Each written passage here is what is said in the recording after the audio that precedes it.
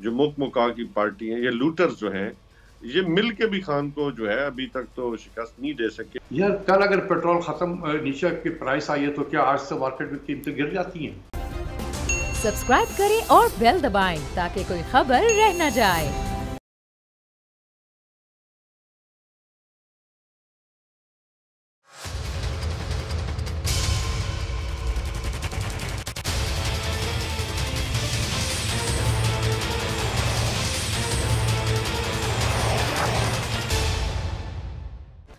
अस्सलाम वालेकुम, आप देख रहे हैं प्रोग्राम बस बहुत हो गया। मैं हूं अरबाब जहांगीर। जनाब, मशवरे, अल्टीमेटम और जोड़ तोड़ ने पाकिस्तान की सियासत में एक हलचल सी मचाई हुई है। पीपल्स पार्टी इस वक्त हुकूमत के खिलाफ सड़कों पर है, इस्लामाबाद पहुंचने वाली है और कड़े फैसले लेने के लिए इत्तेहादी भी अब हुकूमत को मशवरे देना शुरू हो गए हैं। अपोजिशन तहरीक अदम एतमाद लाने की इस वक्त भरपूर तैयारी कर रही है, लेकिन 3.5 सालों में वजीर आजम इमरान खान की इस हुकूमत को अभी तक ना तो अपोजिशन कोई टफ टाइम दे सकी है और ना ही उसे इत्तेहादियों से कोई खतरा है। और शायद वजीर आजम इमरान खान इस बार भी बज़ाहिर तो पूरा एतमाद हैं, अपोजिशन की तहरीक अदम एतमाद का मुकाबला करने का वो ऐलान भी कर चुके हैं, साथ ही अपोजिशन को वार्निंग भी दे चुके हैं। और उन्होंने कहा है कि जब ये अदम एतमाद अगर नाकाम हो गई फिर मैं आपके साथ क्या करूंगा ये आप देखिएगा। अब वजीर आजम का बयान अपनी जगह पर, लेकिन हुकूमत की पोजीशन से इस वक्त ऐसा लगता है कि हालात शायद इतने भी नॉर्मल नहीं है जितने दावे किए जा रहे हैं, जितना हुकूमत सबको दिखाना चाह रही है। अपोजिशन और हुकूमती इत्तेहादी तो नहीं, लेकिन ज़ाहिर है इन 3.5 सालों में अगर वजीर आजम और उनकी हुकूमत के लिए कहीं कोई वाकई रियल थ्रेट साबित हुआ है तो वो है जहांगीर तरीन और उनका ग्रुप। और आज भी इस ग्रुप की एक बड़ी अहम मुलाकात जहांगीर तरीन की रिहाइशगाह पर हुई, जहां पाकिस्तान तहरीक इंसाफ के अलीम खान ने जहांगीर तरीन ग्रुप में शमूलियत का ऐलान किया।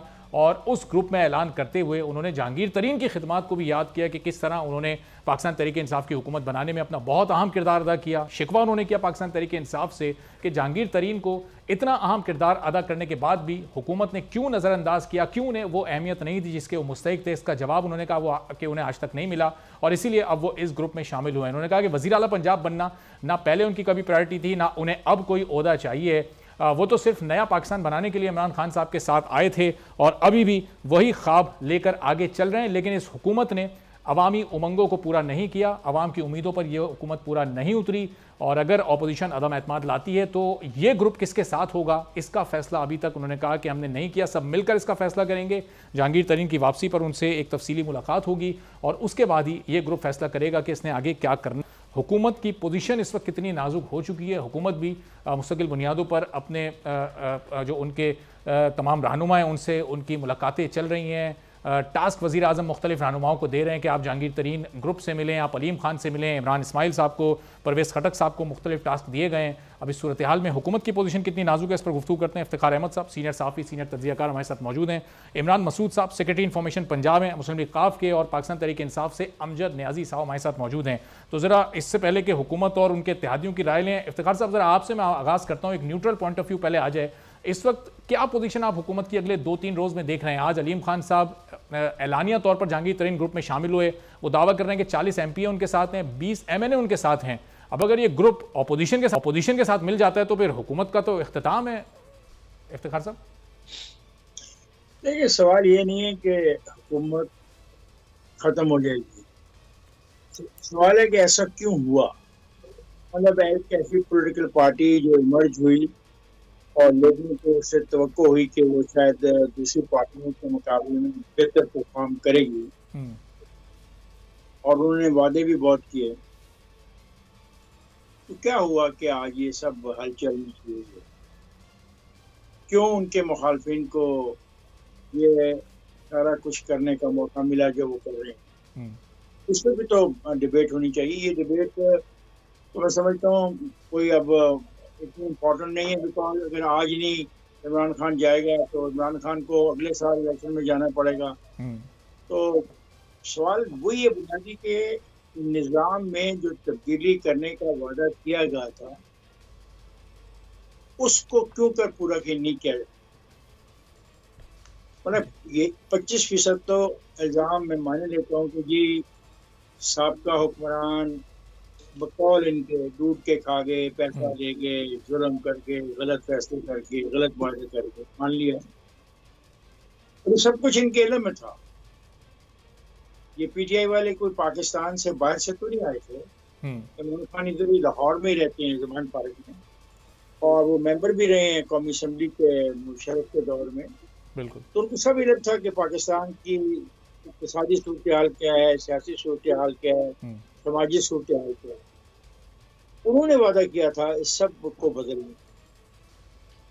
25% नंबर तो उनको चले, मैं देता हूँ कि वो पीछे पड़े हुए हैं 2-3 खानदानों के, लेकिन जो बाकी काम करना था वो किसने करना था? जो खराबी थी माशरे में, हुकूमत के तरीक़ाकार में, उसको बदलने के लिए तो इनके पास मुकम्मल इख्तियार था। बिल्कुल। खैबर पख्तूनख्वा में इनकी हुकूमत 9 साल से थी, पंजाब में इनकी हुकूमत मौजूद थी, वफाक में इनकी हुकूमत मौजूद है। तो इफ्तिखार साहब, ये निज़ाम नहीं बदल सके, वादे पूरे नहीं कर सके, ये ग्रुप बनने की और फाल होने की वजह ये, या फिर चूंकि जहांगीर तरीन साहब को नजरअंदाज किया गया, वो अदालती फैसला उनके खिलाफ आ गया, उसके बाद दूरियां बढ़ गई उनमें और खान साहब ने, वो असल वजह इस ग्रुप के मुतारिफ होने की? जहांगीर तरीन को ऐसा नजरअंदाज नहीं किया गया। बैलेंसिंग फैक्टर के तौर पे जब पास को डिस्क्वालीफाई किया गया तो लफ्ज उसे छपा कहा गया बैलेंसिंग फैक्टर। एक वो शख्स जिसने 2011 में उस पार्टी में शिरकत की जिसके पास कुछ भी नहीं था, और 2013 में उसने उसको काबिल बना दिया कि वो पाकिस्तान की अहम पॉलिटिकल पार्टीज में शामिल होने लगी, उसके बारे में इस किस्म की गुफ्तगू करना मैं समझता हूँ मुनासिब नहीं है। एक बात। और फिर सवाल है कि जहांगीर तरीन को एक फर्ज था, मसला इमरान खान का वादा प्रॉमिस एक फर्ज से तो नहीं था, बिल्कुल अपने वोटर्स के साथ था। वो रिफॉर्म जिन रिफॉर्म्स का वादा किया गया था उनमें से कौन सी रिफॉर्म पर अमल किया, बिल्कुल, और अगर नहीं किया गया तो उसकी वजूहात क्या है।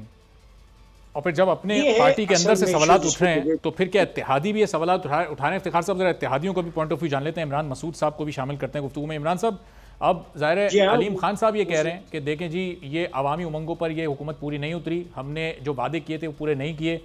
आप एज इत्तेहादी भी यही सोच रखते हैं उन्हीं अरकान की तरह हुकूमत के, या फिर आपकी सोच कुछ मुख्तलिफ है पाकिस्तान तहरीक इंसाफ की हुकूमत को लेकर? देखिए, हमारी सोच तो ये है कि हम अपने वादे पे आज भी खड़े हैं।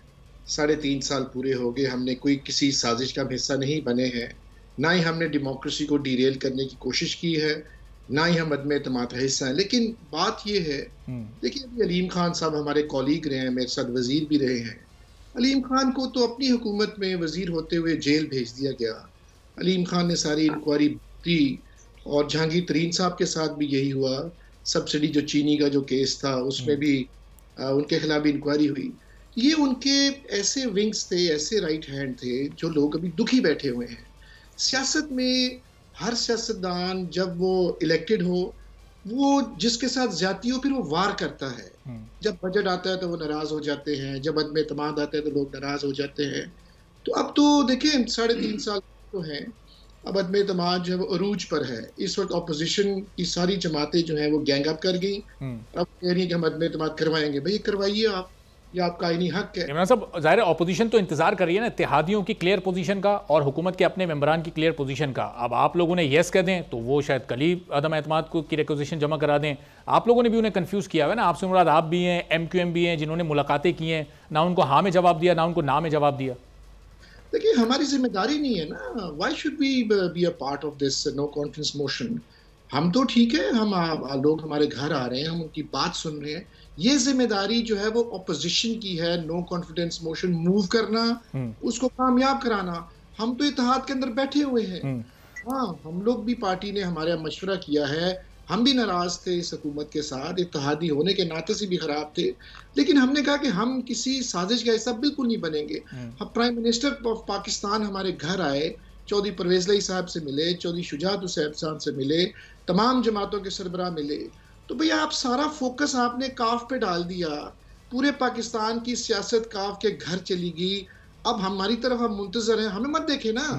अब आप कीजिए, ऑपोजिशन को चाहिए अपने नंबर पूरे करो, नंबर पूरे हो सकते हैं। ठीक है, चलें, ऑपोजिशन को आप कह रहे हैं कि अपने ओन पर नंबर पूरे करें। ऑपोजिशन ने आपको क्या ऑफर किया, मैं थोड़ी देर बाद आके आपसे जरा पूछता हूँ। अमजद खान न्याजी साहब से भी उनका पॉइंट ऑफ व्यू ले लें। अमजद साहब, अब ये सिर्फ ऑपोजिशन ही सड़कों पर नहीं है, अब तो आपके अपने लोग आके प्रेस कॉन्फ्रेंस कर रहे हैं, वो शिकवे गिनवा रहे हैं कि 3.5 सालों में आपने क्या क्या कुछ किया है, आपने आवाम से किए गए वादे पूरे नहीं किए, आप कोई चेंज नहीं ला सके। ये अब अपोजिशन नहीं कह रही, इत्तेहादी नहीं कह रहे, आपके अपने लोग कह रहे हैं। अब आपको इत्तेहादियों को भी मनाना है और फिर अपने लोगों को भी मनाना है, और उनकी तादाद भी कोई 40 MPA 60 MNA, ये कोई 100 के करीब उनके ग्रुप की तादाद बन रही है। बिस्मिल्लाहिर्रहमानिर्रहीम। हमेशा अरबाब इंडिविजुअल्स के मामलात होते रहते हैं, ये कोई बड़ी बात नहीं। पार्टीज के अंदर इख्तलाफ राय आता है, लेकिन उन्होंने ये तो नहीं कहा कि हम पाकिस्तान तहरीक इंसाफ को छोड़ रहे हैं या हम इमरान खान के जो है अगेंस्ट जा रहे हैं, ऐसा कुछ नहीं है। हाँ, उनके गिले शिकवे जरूर। उन्होंने ये भी नहीं कहा कि हम इमरान खान के साथ हैं, उन्होंने ये भी नहीं कहा। अभी उन्होंने मामला छोड़ दिया जहांगीर तरीन की वापसी पे, उन्होंने कहा वापस आएंगे फिर हम उनसे गुफ्तगू करके तय करेंगे कि हम किसके साथ हैं। उन्होंने ये भी नहीं कहा कि हम खान साहब के साथ हैं। अरबाब इससे पहले जो है वो तमाम जो उनके हम ख्याल लोग थे, उन्होंने पहले कहा था कि हम भी इमरान खान का साथ किसी सूरत में नहीं छोड़ेंगे।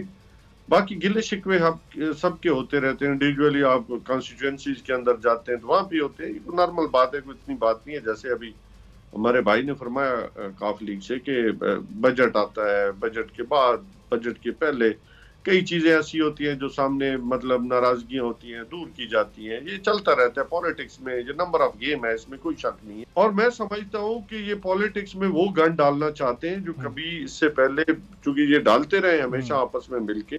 तो अमजद खान साहब, ये जहांगीर तरीन साहब को या अलीम खान साहब को कोई खरीद सकता है? मतलब इन लोगों को पैसे की कोई जरूरत है? आज ही तो अलीम खान साहब बता रहे थे कि वजीर आला से बड़ा जहाज में इस्तेमाल करता हूं, उनसे बड़ी गाड़ियों में घूमता हूं, उनसे ज्यादा सिक्योरिटी मेरे पास प्राइवेट होती है। मेरी बात सुन लेना, मैंने अलीम खान की बात नहीं की, मैंने अपोजिशन पार्टीज की बात की है। मैंने कहा है कि अपोजिशन जमातों का सारा जोर जो है वो खरीदो फरोख्त पे है। तो वो आपके अरकान को खरीदेंगे ना, और ये आपके ही तो रुकने सब, ये ग्रुप आपका ही ग्रुप है ना। और आज भी मैं ये जितने भी हमारे जो मीडिया के पर्सन लोग हैं, और वो बड़े मजे ले लेके, चस्के ले लेके ये बातें कर रहे हैं। हालांकि ये बड़ी, मैं समझता हूं कि अगर कोई भी पॉलिटिक्स में है और वो समझता है कि मैंने अपनी पार्टी के साथ खड़ा होने में उसके टिकट पे है, तो कॉन्स्टिट्यूशनली वो बाउंड है अपनी पार्टी का फाइनेंस बिल के ऊपर भी, और वोट ऑफ कॉन्फिडेंस, ये कॉन्स्टिट्यूशनली वो बाउंड है। सही है। वो आर्टिकल 63A का आप हवाला दे रहे हैं, उससे मुतालिक भी जरा गुफ्तगू करते हैं। मैं आपकी तरफ वापस आता हूं अमजद खान साहब। ये इफ्तिखार साहब, इतना ही सिंपल है जैसे अमजद खान साहब कह रहे हैं कि जी हमारा पार्टी का अंदरूनी मामला है, हम मना लेंगे और कैसे निकलेंगे इस मामले से, देखें आपको पता भी नहीं चलेगा। नहीं, ये सही कह रहे हैं। इक़्तिदार में जब इंसान होता है तो ऐसी बातें करता है, उसको ये समझ नहीं आ रही होती कि पार्ट क्या हो रहा है। आज जो chief of the army staff से मुलाकात हुई वो भी इनके लिए में नहीं हुई। जो 2 कागजात प्रेसिडेंट साहब को दे के आए हैं प्राइम मिनिस्टर साहब अपने दस्तखत के साथ, जिसकी बड़ी गुफ्तगू हो रही है पूरे इस्लामाबाद में, उसके बारे में इनको पता नहीं होगा। इनको इस बारे में भी पता नहीं होगा कि वोट ऑफ नो कॉन्फिडेंस जो है वो इन्हीं के लोगों की बुनियाद पर आ रहा है। ये ऑपोजिशन को तो पता है उनके पास 161 वोट हैं, तो जो बाकी वोट है वो कहाँ से लेके आ रहे हैं? इन्हीं के आदमी को लेके आ रहे हैं। तो अब अगर इनके आदमी बिक रहे हैं तो बड़ा अफसोसनाक बात कर रहे हैं ये, और अफसोस की बात है कि इनके आदमी बिक रहे हैं। मैं तो समझता था कि ये ऐसी पॉलिटिकल पार्टी है जिसको लोगों को खरीदा नहीं जा सकता। इतनी गहरी कमिटमेंट है पाकिस्तान तब्दीली के साथ कि किसकी जरूरत हो सकती है कि उनको खरीदे। मैं समझता हूँ उनके बारे में ऐसा कहना भी अफसोसनाक है। तो सोचना चाहिए, अपने साथियों के बारे में ये करनी चाहिए। सही। तो इफ्तिखार साहब, ये ज़ाहिर इस ग्रुप के अब सामने आने के बाद वो जो इत्तेहादियों पर एक बड़ी भारी जिम्मेदारी थी, सबकी नज़रें थी कि अब उनको फैसला करना है, वो फैसला करेंगे कि वो अपोजिशन के साथ हैं तो उनकी पोजीशन मजबूत हो जाएगी, नहीं तो हुकूमत मजबूत रहेगी। इस ग्रुप के आने के बाद आप समझते हैं कि वो इत्तेहादियों की वो जो अहमियत थी अदम एतमाद के हवाले से वो किसी हद तक कम हो जाएगी? अरबाब, मैं जैसे मैंने बात आपसे हुई है ना, कुछ भी खराब नहीं था अगर ये अपने प्रोग्राम के मुताबिक चलते। बिल्कुल, ये तो है। जब ये अपने प्रोग्राम से ही हट गए और इन्होंने भी दूसरी सियासी पार्टियों की तरह सियासत करनी शुरू कर दी, तो फिर यही होना है जो हो रहा है। चले, मैं कहता हूँ वोट ऑफ नो कॉन्फिडेंस नहीं आएगा, मैं मान लेता हूँ ये बहस के लिए, लेकिन अगले साल इलेक्शन तो आएगा ही, वो भी नहीं आएगा। बिल्कुल। तो क्या बेहतरी हो जाएगी आज से लेके अगले साल इलेक्शन तक? जब IMF की शराइत जो आपने मानी उनसे आप इनकार कर रहे हैं। IMF ने मना किया कि आप ये जो एमएनएससी की स्कीम आपने दी है, ये तमीराती मामलात में इसको मत ने आपने एक और एमएनएससी स्कीम दे दी। आपने एक दिन में 273 बिलियन रुपीस को निकाला खजाने में से 5 रुपए और 10 रुपए की रियायत देने के लिए, ताकि आप पॉपुलर हो सके, एक पॉपुलर स्लोगन दे सके। बजाय आप रिफॉर्म्स करके सिस्टम में तब्दीली करते, आपने ये रास्ता इस्तेमाल कर लिया।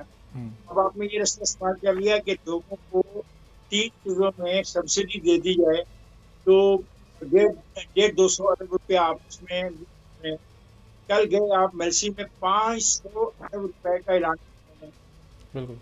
ये बातें ऐसे नहीं होती है। रियासत जो है, हुकूमत होती है, वो एक लंबे अरसे के लिए आती है और उसको पूरा करती है। माजी की हुकूमतों पर इतराज़ कि वो नायल, बदयानी, चोर थे, पैसा लूट के ले गए। एक बड़े मजे की बात प्राइम मिनिस्टर साहब कहते हैं कि मैं वो सारा पैसा ले आऊंगा, पैसा आ भी जाए ना तो उसको कितने दिन के लिए इस्तेमाल में आएगा।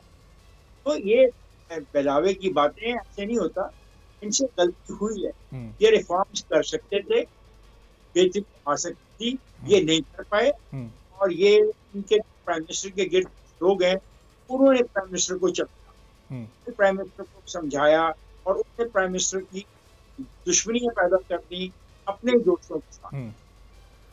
और इफ्तिखार साहब, जो ये जो रिफॉर्म्स ये नहीं कर पाए, जो चेंज नहीं ला पाए, अब उसमें फिर ये अकेले जिम्मेदार हैं या फिर किसी हद तक इत्तेहादी, जो मेजर इत्तेहादी हैं, जो काफ लीग है, जो MQM है, इन पर भी किसी हद तक जिम्मेदारी आती है कि ये वक्त गुजारते रहे लेकिन ये वो प्रेशर नहीं डेवलप कर सके? बात देखो, अगर ये प्राइम मिनिस्टर साहब कोई ऐसा रिफॉर्म लेके आते और हम देखते कि पार्लियामेंट में या पार्टी के अंदर ये इत्तेहादी उसकी मुखालफत कर रहे हैं, तो तब हम इत्तेहादियों को बुरा कह सकते थे। सही, ऐसा हुआ ही नहीं ना। 2-3 चीजों के ऊपर प्राइम मिनिस्टर साहब का दबाव रहा, जिसपे वो समझते थे कि सारी खेल मुमकिन है। वो ऐसा नहीं। मसलन ये सुनामी जो ट्रीज था, एक उनका नारा वो था बहुत इम्पोर्टेंट। मुझे ये ख्याल है कि इस नारे के साथ बहुत बड़ी उनको सपोर्ट मिल रही है। अभी इत्तेहादियों से बात करो तो उन बेचारों के अपने लोकल मसाइल हैं, उनके मसाइल को हमने का इदराक नहीं किया गया। और फिर यह कि पाकिस्तान के मसाइल हैं। इस वक्त जो बदतरीन चीज हुई वो पंजाब में बैड गवर्नेंस ने जो खराबी पैदा की है, उसी का इजहार आज आप देख रहे थे जहांगीर तरीन के घर में जो लोग इकट्ठे हुए। और बैड गवर्नेंस होती है कि आपकी शहरों के अंदर सफाई नहीं है, आपके शहरों की खूबसूरती खत्म हो गई है, आपके शहरों के अंदर इंतजामी अमूर तबाह बर्बाद हो गए हैं, आपके शहरों के अंदर जो इंतजामी महकमे हैं वो अपनी जिम्मेदारियां पूरी अदा नहीं कर रहे। ये खराबियां हैं, महंगाई, बेरोजगारी के अलावा ये भी तो है ना कि गवर्नेंस ही ना हो। अगर और सिर्फ एक शहर की बात नहीं है, इनके पंजाब के सूबे में हर शहर के अंदर ये हाल है। बिल्कुल बिल्कुल। इन चीजों को काबू करने के लिए प्राइम मिनिस्टर, और अब लोग पुराने इंफ्रास्ट्रक्चर को याद करने लगे। लोगों को शहबाज शरीफ की याद आ रही है कि उस दौर में सफाई सुथराई, सड़कें और गवर्नेंस बहुत बेहतर हो गई। कंपैरिजन नहीं कर रहा, नहीं दोस्त अरबा, मैं कंपैरिजन नहीं करना चाहता, बिकॉज ये कंपैरिजन हो ही नहीं सकता। कभी अच्छा चीफ मिनिस्टर आया, कभी गुलाम अहमद साहब भी आए हैं, यहाँ पे मंजूर वकी साहब भी आए हैं, यहाँ पे परवेज अली साहब भी आए हैं, यहाँ पे ये शहबाज शरीफ साहब भी आए हैं। हम कंपैरिजन नहीं करना चाहते।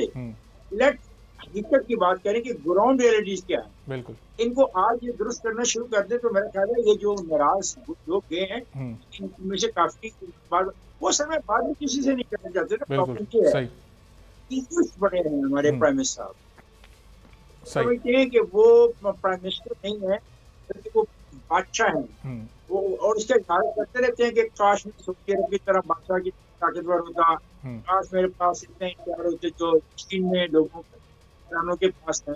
लेकिन मुसीबत है कि पार्लियामानी जमहूरियत के अंदर ऐसा हो नहीं सकता। पार्लियामानी जमहूरियत की कुछ मसाइल हैं, कुछ प्रॉब्लम है। बिल्कुल ठीक, सही इफ्तिखार साहब, पॉइंट आपका आ गया। छोटा सा ब्रेक यहाँ पर ले रहे हैं, ब्रेक के बाद फिर काफ लीग के सामने सवाल रखते हैं कि ऑपोजिशन ने आखिर ऐसी क्या ऑफर की है कि अब काफ लीग फैसला नहीं कर पा रही कि वो हुकूमत के साथ है या फिर अपोजिशन का साथ देगी। इमरान मसूद साहब से एक ब्रेक के बाद ये सवाल पूछें।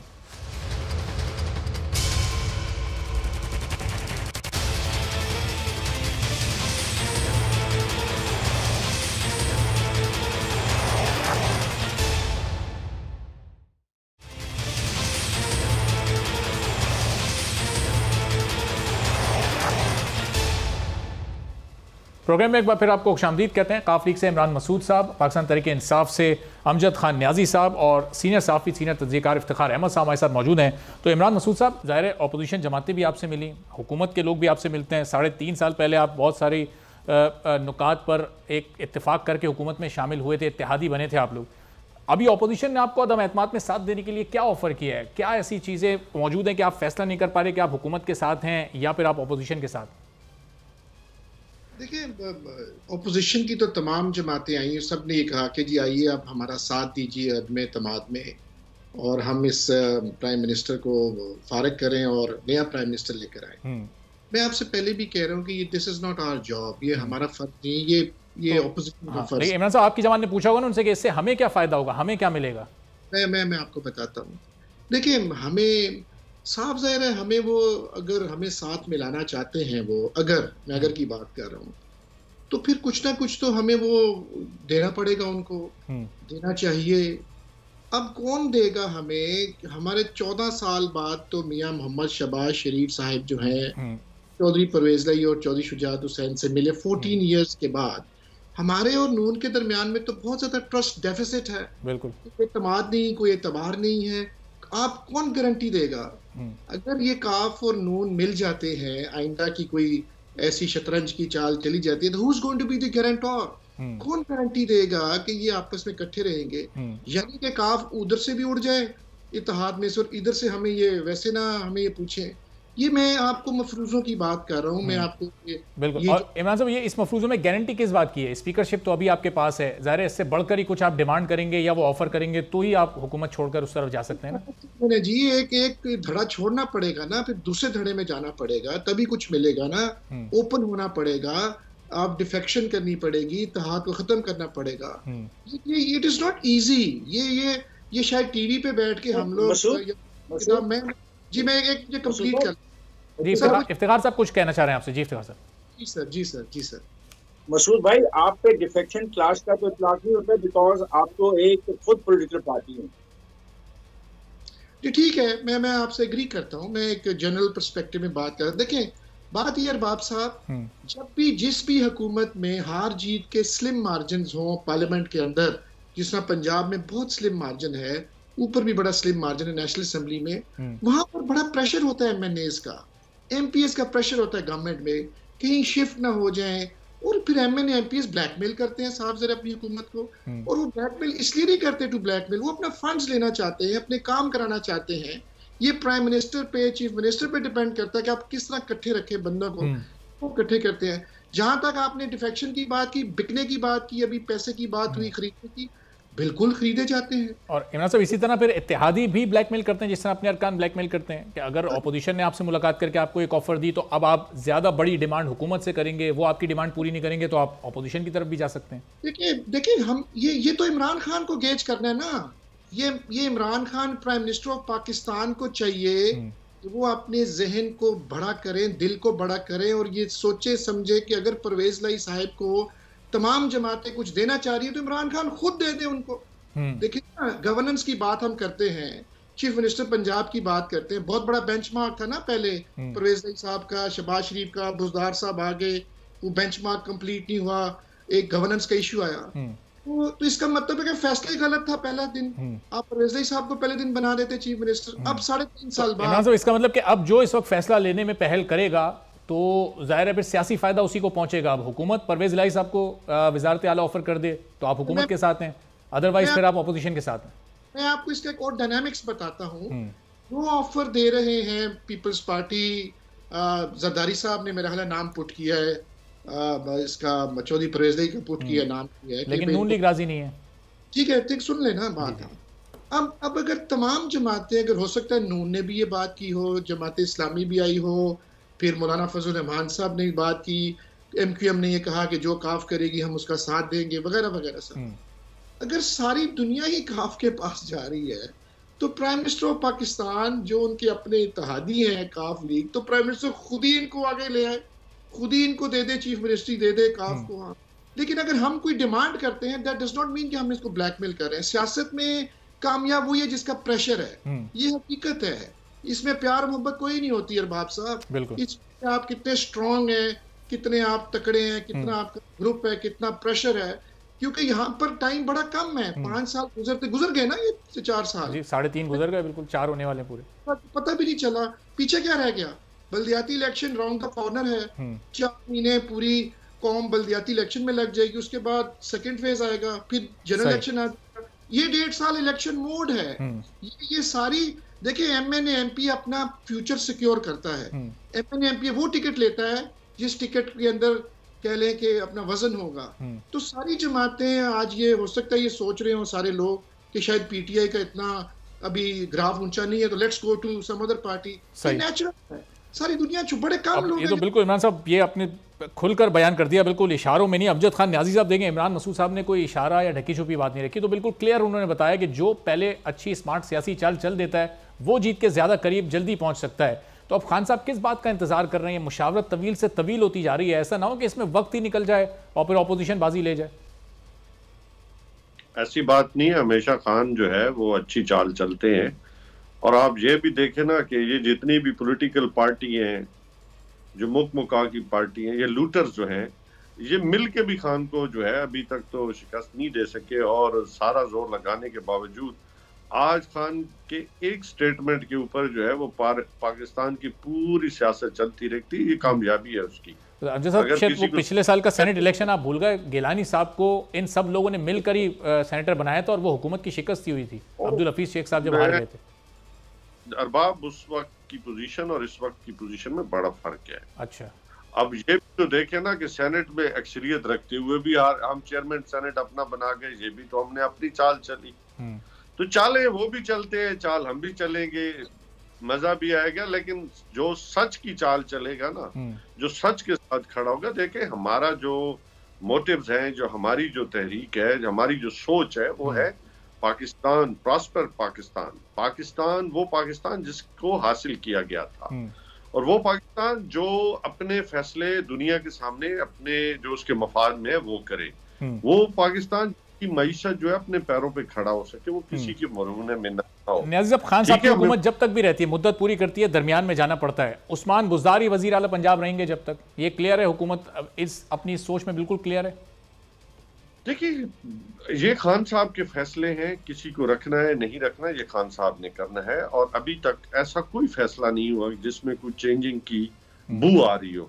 मैं समझता हूं कि इस वक्त जैसे कि ये जो इलेक्शन ईयर्स है, बेसिकली तो इलेक्शन ईयर्स है, ऑलमोस्ट अभी बजट आने के बाद जो है हर पार्टी जो अपने घोड़े दौड़ा रही है, तो जिसका घोड़ा ठीक दौड़ेगा, और हमें अपने यकीन है कि हमारा जो ब्रांड है इमरान खान, अल्लाह ताला ने बड़ी सिफात से नवाजा है, वो अपने क्लियर विजन के साथ जो है बहुत सारे जो मंसूबा जात हैं, जो प्रोजेक्ट्स हैं, जो फ्लाई हमारे जो सिस्टम है वो ग्राउंड पे आना शुरू हो गया, और उसके समरात भी आ रहे हैं लोगों के अंदर। जो पहली बात थी अब डिफरेंट है कि अब अल्हम्दुलिल्लाह आपकी इकोनॉमी जो है वो ट्रैक पे है, क्योंकि आपने एक थोड़ी मुश्किलात जो काटी है। ये तो बजट की आप बात करें, बजट तो अभी 2-3-4 माह उसमें बाकी हैं। इफ्तिखार साहब, ये बजट तक इस हुकूमत को रहते हुए आप देख रहे हैं, ये बजट तक वाकई मौजूद होगी और अगला बजट ये हुकूमत पेश करेगी?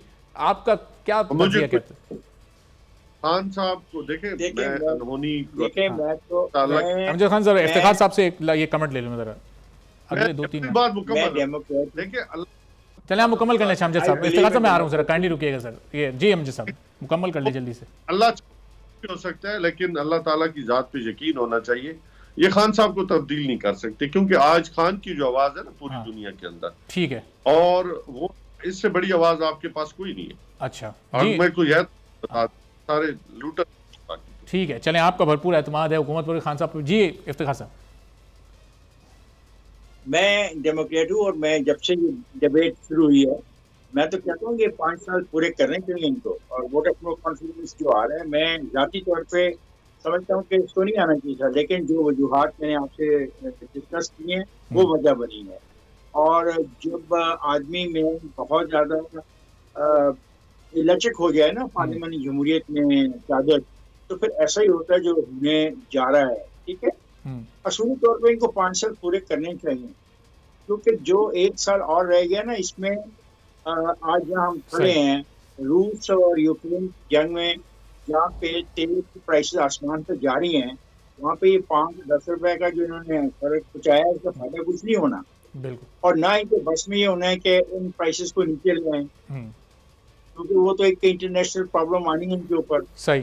तो जो इन्होंने 273 अरब रुपया एक दिन में शाबाश देने के लिए इस्तेमाल किया, इनको पता नहीं कितने 273 अरब रुपये खर्चने पड़ जाए। और दूसरा मुझे डर है कि जिस तरह श्रीलंका डिफॉल्ट हो गया, पाकिस्तान डिफॉल्ट ना हो जाए, खुदा ना खास्ता। सही। और जिस किस्म की सियासी बयानात जारी किए गए खारजा अमूर के बारे में, बिल्कुल, वो उस पर ये नहीं देखा गया कि हम क्या कह रहे हैं, ठीक है, और इसके क्या नतीजे निकलेंगे। बहादुरी बहुत अच्छी बात होती है, हादर जुल्फकार भुट्टो भी बड़ा था, बिल्कुल बिल्कुल, उससे बड़ा बहादुर कोई नहीं पैदा होगा सही, पाकिस्तान के सियासतदानों में अभी तक तो नहीं हुआ। हाँ, वो भी एक हाथ लेकर लहराता हुआ रावलपिंडी की बाजार में चला गया था। ठीक है, कहा था कि घेर चलें इफ्तिखार साहब, वक्त चूंकि बिल्कुल खत्म हो गया, आपकी बात को बड़ी माजरत के साथ कट करना पड़ेगा। बहुत बहुत शुक्रिया इफ्तिखार अहमद साहब, अमजद अली खान न्याजी साहब हमारे साथ मौजूद थे। गुफ्तगू आपने सुनी। एक ब्रेक लेंगे और ब्रेक के बाद आलमी मार्केट में अब तेल की कीमत बढ़ती चली जा रही है। इमरान खान साहब ने 10 रुपये पेट्रोल की कीमत में कमी की है।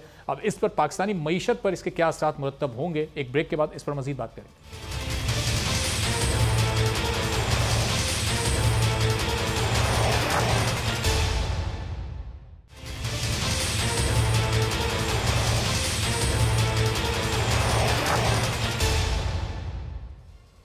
प्रोग्राम में एक बार फिर आपको खुशामदीद कहते हैं। और पहले कोरोना वायरस महंगाई और बेरोजगारी की एक बड़ी वजह बना, और फिर जैसे जैसे कोरोना की सूरत हाल में बेहतरी आना शुरू हुई, वैसे ही एक और नई परेशानी ने सर उठाना शुरू कर दिया, और वो है तेल की बढ़ती हुई आलमी कीमतें।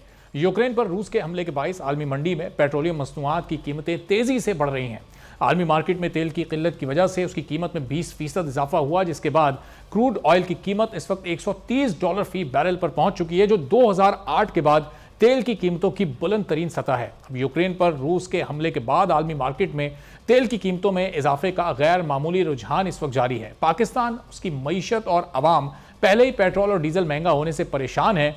हुकूमत ने इन मसनूआत से सेल्स टैक्स को ख़त्म कर दिया है ताकि कीमतें बहुत ज़्यादा ना बढ़ें, लेकिन आलमी मंडी इतनी तेज़ है कि पेट्रोल की कीमत रुक नहीं पा रही है। पाकिस्तान जैसे ममालिक जहाँ पेट्रोल दरामद किया जाता है, इन ममालिक में सिर्फ महंगाई ही नहीं बढ़ रही बल्कि इनके ज़र मुबादला के ज़खायर में भी अब कमी हो रही है और इससे मुतासिर भी हो रहे हैं। तिजारती खसारा भी बढ़ रहा है और इन्हीं से निपटने के लिए मज़ीद कर्ज लेना पड़ रहा है, जिसका सारा बोझ आवाम पर पड़ेगा। हाल में आने वाले दिन आवाम के लिए कितने मुश्किल साबित हो सकते हैं, इसी सवाल का जवाब जानने की कोशिश करते हैं। डॉक्टर अशफाक हसन साहब हमारे मुल्क के एक मुमताज़ और माहिर मुआशियात हमारे साथ मौजूद हैं। डॉक्टर साहब, बहुत शुक्रिया सर, प्रोग्राम के लिए आपने वक्त निकाला। अब ये जो पेट्रोल की कीमत में इमरान खान साहब ने 10 रुपये की कमी की, इसको हम एक अच्छी खबर समझें वक्ती तौर पर, लेकिन फिर 2-3 माह बाद क्या इसके बहुत बुरे असरात भी मुरतब हो सकते हैं? डॉक्टर साहब देखिए, उसके बाद तो ये दुनिया ही बदल गई है, और तेल की जैसा कि आपने कहा कि $130 पे पहुंच गया है आलमी मंडी में, तो ये एक परेशान कुल सिर्फ पाकिस्तानियों के लिए नहीं है,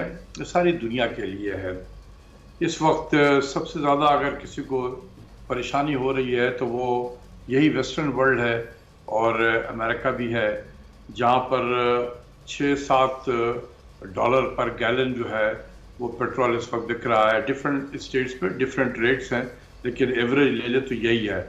जो कभी भी $4 से ऊपर नहीं गया था, अब इससे भी ऊपर चला गया है। तो वहाँ पर भी काफ़ी कोहराम मचा हुआ है। वो भी जो मईशत थी वो पैंडेमिक से वो भी निकल रही थी, लेकिन इसकी वजह से उनके यहाँ भी बहुत मुश्किलात होंगे, वेस्टर्न यूरोप में भी बहुत मुश्किलात होंगे, तो सारी दुनिया में ये इसकी परेशानी जो है होगी।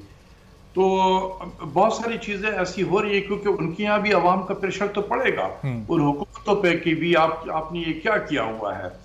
तो मेरी जो थिंकिंग ये है और जो मैं देख रहा हूँ कि हो सकता है कि अमेरिका जो है दुनिया का सबसे लार्जेस्ट ऑयल प्रोड्यूसर था, 13 मिलियन बैरल वो प्रोड्यूस करता था, तो वो उनको वहाँ से प्रेशर बिल्डअप हो रहा है कि आप दोबारा उस 13 मिलियन बैरल पे जाएं ताकि सप्लाई सिचुएशन ईज हो। इसी तरीके से सऊदी अरब को भी प्रेशर कर रहा है अमेरिका कि जी आप भी पेट्रोल की जो है पैदावार को बढ़ाएं। तो ये जो परेशानी है सारे जहां में है और सब जो है इसको एड्रेस करने के लिए लग गए हैं। हमने तो वक्ती तौर पे जरूर अवाम को फायदा तो पहुंचाया। अब ये है कि इस चेंजिंग एनवायरनमेंट में अब ये देखना होगा कि क्या ये जून तक जो प्राइम मिनिस्टर ने कहा है कि तेल की और बिजली की कीमत नहीं बढ़ाएंगे, तो क्या हम यहाँ खड़े रह सकते हैं इस वादे पे, क्योंकि इतनी ड्रास्टिक तब्दीली तो मैंने एक्सपेक्ट नहीं किया था। सही। तो डॉक्टर साहब, ये जो टैक्स कलेक्शन टारगेट से ज़्यादा हो रहा है, जिसको बुनियाद बनाकर खान साहब ने और हुकूमत ने ये कमी की है, ये कलेक्शन अगर इसी तरह आने वाले फिस्कल ईयर में भी ज़्यादा कलेक्ट होता रहा तो फिर हुकूमत अपने इस फैसले पर कंसिस्टेंट रह सकती है, फिर ये कीमतें बरकरार रह सकती हैं यहीं पर, या फिर इसको बढ़ाना मजबूरी बन जाएगा आगे? अभी जैसे मैंने कहा कि अभी तो हम कह नहीं सकते कि आलमी सतह पे ये अक्सर होता है कि जब जंग शुरू हो जाए या जंग शुरू होने से पहले एक स्टेट ऑफ अनसर्टेनिटी में चली जाती है, और ये इराक में भी हुआ है कि अभी जंग शुरू नहीं हुई थी कि तेल की कीमतें बढ़ने लगी, और जैसे डिपेंड करता है कि जंग की ड्यूरेशन क्या है, जंग की इंटेंसिटी क्या होगी, उसकी डायमेंशन क्या होगी, तो उसी हिसाब से फिर ये तेल की कीमतें जो हैं वो रहेंगी। अगर फर्ज कर ले कि यहाँ पर कहीं रुकाव आ जाता है और हालात बेहतरी की तरफ जाने लगते हैं तो फिर ये तेल की कीमतें नीचे आ जाएंगी। लेकिन अगर नहीं हुआ और ये जंग जो है यूरोप में ज्यादा फैलता चला गया तो इसके बहुत बुरे असरात न सिर्फ पाकिस्तान पर पड़ेंगे, सारी दुनिया पर पड़ेंगे, इंक्लूडिंग वेस्टर्न वर्ल्ड और यूनाइटेड स्टेट्स इन पर्टिकुलर। तो वो भी उन्हें भी अपने अपने अवाम को जवाब देना होगा, तो आई एम श्योर कि वो कोई ना कोई इसका रास्ता निकालेंगे। लेकिन ये है कि जहाँ आपने टैक्स का जिक्र किया, जी हाँ, टैक्स तो बढ़ा हुआ है। That was one of the reason कि गवर्नमेंट ने जो है ये रिलीफ देने की कोशिश की, क्योंकि टारगेट से 268 बिलियन रुपया ज्यादा इकट्ठा हुआ था। तो गवर्नमेंट को ये था कि कुछ हमारे पास कुशन है तो ये कुशन अवाम को पास ऑन किया जाए। तो अगर आगे चल के भी अगले माली साल में भी अगर यही कैफियत रही तो आई एम श्योर कि हुकूमत जो है वो पास ऑन करेगी, जरूर करेगी। लेकिन डॉक्टर साहब, चूंकि एक पॉलिटिकल अनस्टेबिलिटी इस वक्त मुल्क में है तो ज़ाहिर पॉलिटिकली तो ये पॉपुलर डिसीजन हो सकता है और उसको कहा भी जा रहा है, लेकिन क्या इकोनॉमिकली ये वाकई एक वाइज और पॉपुलर डिसीजन है? इस वक्त जो इकोनॉमिक क्रंच हमारे मुल्क में मौजूद है, इसको सामने रखते हुए क्या ये डिसीजन लिया जाना चाहिए था कि जो टैक्स कलेक्शन आपकी बढ़ रही है उससे आप पेट्रोल प्राइसेस को कम कर दें? सिर्फ टैक्स कलेक्शन ही तो एक सोर्स तो नहीं था इसके फाइनेंसिंग के लिए, इसके पीछे और भी बहुत सारी चीज़ें थी। जो गवर्नमेंट ओन्ड कंपनीज है उसके डिविडेंड बहुत अरसे से गवर्नमेंट ने नहीं लिए हुए थे, तो वो इस मरतबा उन्होंने सोचा था कि हम ये डिविडेंड भी ले लेंगे। दूसरी चीज़ ये है कि IMF ने पेंडेमिक के हवाले से हमें कोई $1 बिलियन के करीब दिया था, गालिबन $1.4 बिलियन, तो वहाँ से भी पैसे अभी थे तो उसको भी इस तरफ डाइवर्ट करना था, कुछ बेनज़ीर इनकम सपोर्ट प्रोग्राम से डाइवर्ट करना था। तो इसकी कॉस्टिंग तो की हुई थी बिफोर यूक्रेन क्राइसिस की बात कर रहा हूँ। यूक्रेन क्राइसिस के बाद तो दुनिया ही बदल गई है ना। और डॉक्टर साहब, फिर ये ज़रा सर्कुलर डेट भी, अब चूंकि बिजली की कीमतों को भी खान साहब कम कर चुके हैं, तो ये सर्कुलर डेट भी फिर इसके बाद बढ़ता जाएगा। अगर हुकूमत बिजली नहीं महंगी करेगी तो इस सर्कुलर डेट को फिर कैसे कंट्रोल कर पाएगी? ये आपको कहीं कंट्रोल होता हुआ नजर आ रहा है आने वाले दिनों में? मुझे 2003 याद आ रहा आपके सवालात से। 2003 में भी जब अमेरिका जब इराक पे हमला करने चाह रहा था तो तेल की कीमतें बढ़ रही थी, तो आप ही की तरह के एक एंकर ने मुझसे सवाल किया, मैं उस वक्त हुकूमत पाकिस्तान का तर्जुमान था, अच्छा, कि जी ये देखें तेल की कीमतें बढ़ रही हैं और आप लोग पास ऑन नहीं कर रहे हैं। तो मैं यही कहता था कि देखो वक्त आएगा तो हम सब इवेल्युएट कर रहे हैं, जरूरत पड़ेगी तो करेंगे। लेकिन वो मुसलसल मुझसे यही सवाल करता रहा कई दिनों तक। उसके बाद फिर गवर्नमेंट ने जब बढ़ाया तो वही एंकर ने मुझसे सवाल किया कि आपने तो मार दिया आवाम को, ये जो तेल की कीमतें बढ़ा दी हैं तो ये तो तबाही होगी, बर्बादी होगी। तो मुझे अजीब सा लगा कि यार 2 हफ्ते से तुम मुझसे यही सवाल कर रहे थे कि आप बढ़ा नहीं रहे तो बजट को तबाह कर देंगे, जब गवर्नमेंट ने बढ़ाया तो आप कहते हैं कि आवाम को तबाह कर देंगे, तो आप पहले फैसला कर लो कि आप क्या चाहते हो। तो ही वॉज वेरी एम्बेरस्ड।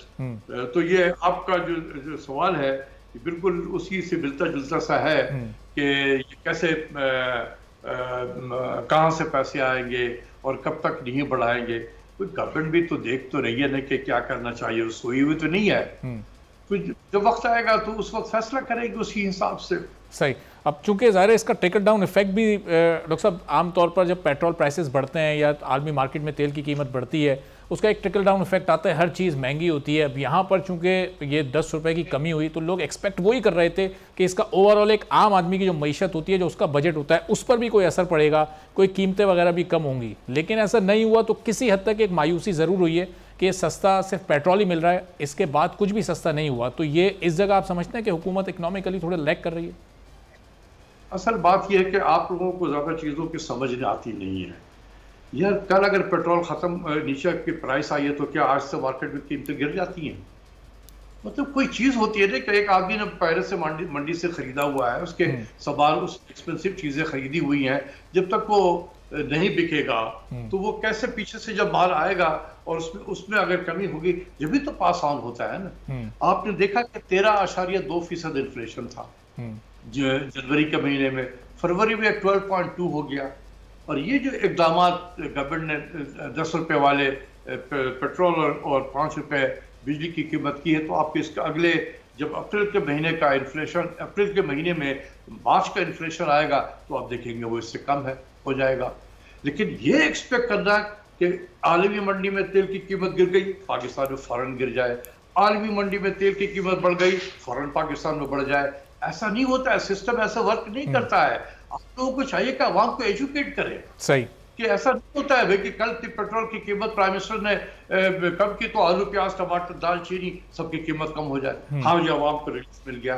ठीक है, चलें, ओवरनाइट इफेक्ट ये नहीं आता, लेकिन जब ये कीमतें बढ़ती हैं तो इसका ओवरनाइट इफेक्ट आता भी है। हम देखते भी हैं कि हर चीज़ की कीमत बढ़ भी जाती है। बहुत बहुत शुक्रिया डॉक्टर अशफाक हसन साहब, माहिर माशियात हमारे साथ मौजूद थे और कह रहे थे कि इस डिसीजन का आहिस्ता आहिस्ता एक बेहतर असर आएगा और अगर आलमी मार्केट में तेल की कीमतें यहीं पर रुक गई या थोड़ा कम होना शुरू हो गई तो पाकिस्तान की मईशत पर इसके बेहतर असरात मुरत्तब होंगे। आज के प्रोग्राम से इजाज़त दीजिए, अल्लाह हाफ़िज़।